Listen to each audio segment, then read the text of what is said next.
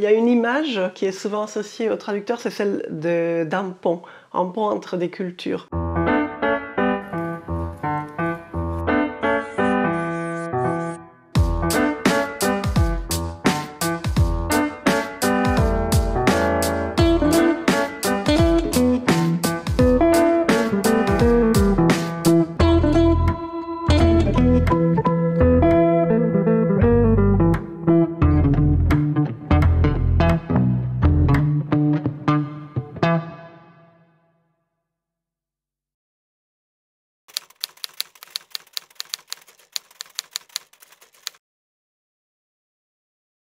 En 1998, j'ai commencé à travailler en tant que traductrice libérale, après m'être intéressée aux langues depuis très très longtemps, depuis ma plus tendre enfance, comme la plupart des traducteurs. J'ai commencé à enseigner le français en réalité en Argentine. Ensuite, je suis venue ici suivre des études de traduction qui étaient un peu un prolongement assez naturel pour moi, pour incorporer une autre facette dans cette connaissance des langues et puis pour être plus dans l'échange justement, pas uniquement dans la transmission de la connaissance d'une langue, mais dans plus un métier de communication. C'est ce qui m'a intéressé surtout dans ce métier aussi, les langues, l'ouverture vers d'autres cultures, aider par mes compétences linguistiques les gens qui en ont besoin à communiquer entre eux, à diffuser leurs idées, à mener des activités à l'international. Traducteur, c'est un métier de service, un métier de conseil. C'est un métier qui est très varié aussi, on ne s'ennuie jamais. Même quand on est très spécialisé dans un domaine, chaque projet de traduction, chaque client est différent, donc on a toujours quelque chose à apprendre. Une dizaine d'années après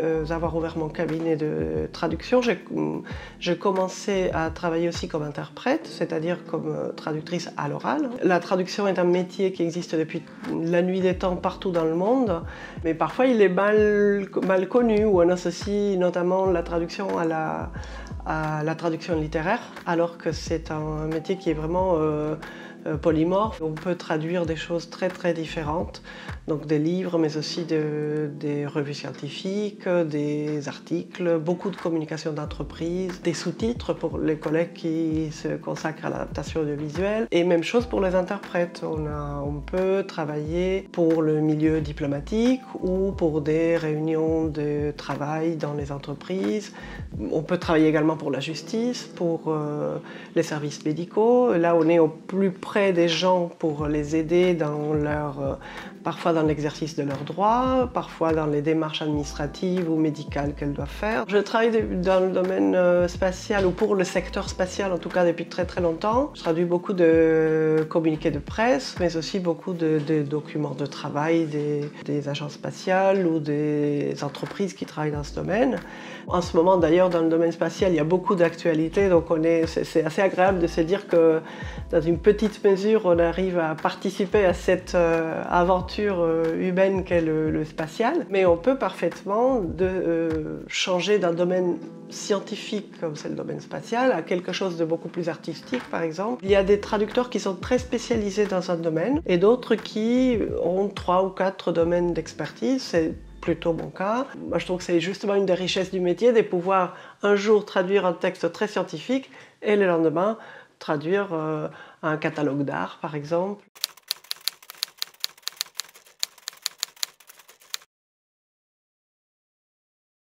Alors, il y en a toujours, il y en a beaucoup. Un des derniers projets importants que j'ai fait, c'est la traduction des panneaux de salle du musée de Cluny, qui a réouvert ses portes il n'y a pas très longtemps, avec un nouveau parcours muséographique. Donc, c'est vrai que je suis assez contente que les visiteurs hispanophones puissent découvrir le musée à travers des textes que j'ai traduits.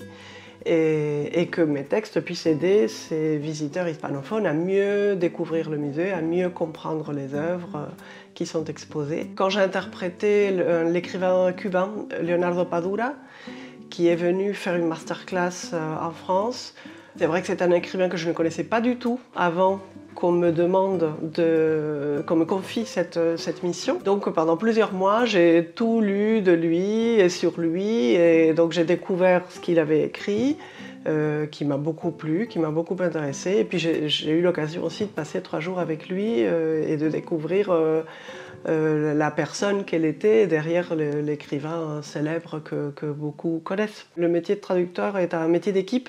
Donc on est souvent, on pense qu'on est un peu solitaire, mais non, on est en contact permanent avec les collègues.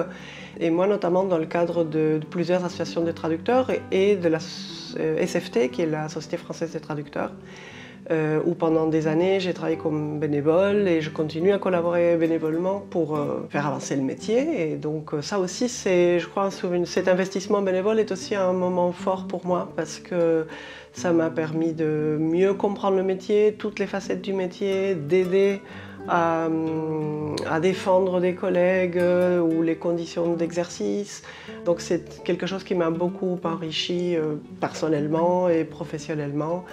Et notamment pendant la période de la Covid, par exemple, ça a été extrêmement important de partager ce qu'on vivait avec les collègues. C'est vrai que moi, comme j'ai 2 casquettes, une casquette on va dire plutôt de traductrice et une casquette d'interprète, j'ai continué à travailler pendant la période de la Covid, mais les collègues qui ne font que de l'interprétation, effectivement, du jour au lendemain, se sont retrouvés sans travail parce que tous les événements ont été suspendus. C'était très important de pouvoir être à leur côté aussi pour négocier avec les autorités pour avoir des aides, des indemnités. Il y a une image qui est souvent associée aux traducteurs, c'est celle d'un pont, un pont entre des cultures. Je m'identifie assez à cette image-là et justement aussi au fait qu'on rend service, qu'on permet aux gens de communiquer entre eux. Notre travail a aussi une utilité publique. Quand on interprète justement pour la justice, pour des associations de migrants aussi, donc on voit concrètement l'utilité de ce qu'on peut faire dans notre métier. Au-delà des cultures, c'est aussi un transfert de compétences en général.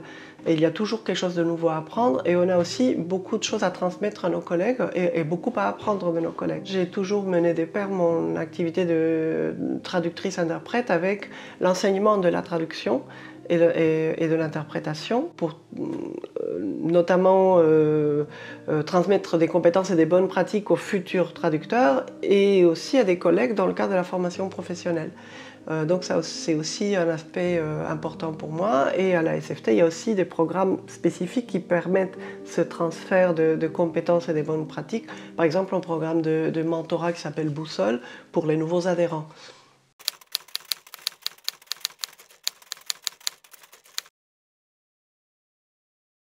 Moi, j'ai une formation de traductrice et je me suis formée petit à petit ensuite pour devenir interprète. Et aujourd'hui, j'ai réussi à établir un équilibre entre ces 2 facettes du métier et c'est ce que j'aimerais maintenir à l'avenir. Développer la formation professionnelle aussi en interprétation pour des traducteurs. C'est un métier qui est censé être extrêmement difficile, ce qui est le cas, mais on peut se former et puis continuer à m'investir bénévolement au sein de la SFT, au sein de ce programme Boussole qui me paraît important.